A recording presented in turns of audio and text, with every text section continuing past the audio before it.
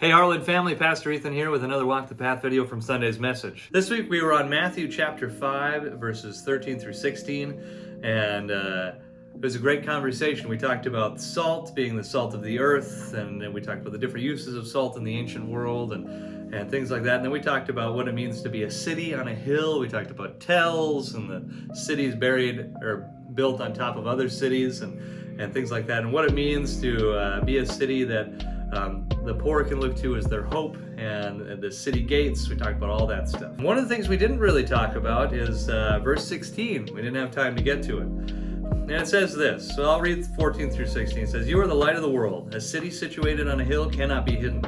No one lights a lamp and puts it under a basket, but rather on a lampstand, and it gives light for all who are in the house. In the same way, let your light shine before others, so that they may see your good works and give glory to your Father in heaven." Now there's something crucial about the kingdom of heaven in verse 16, is that when you're living a life in the kingdom of heaven, you are going to do good works. And I think as we walk the path this week, that's maybe the challenge. What are some good works you're doing?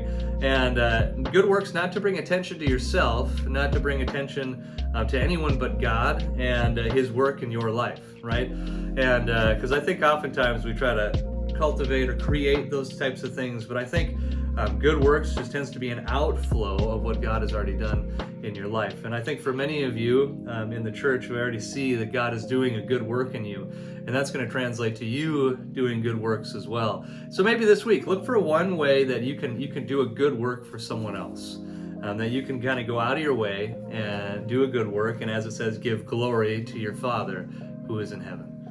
With that said, we love you guys. Thanks for listening. We'll see you Sunday.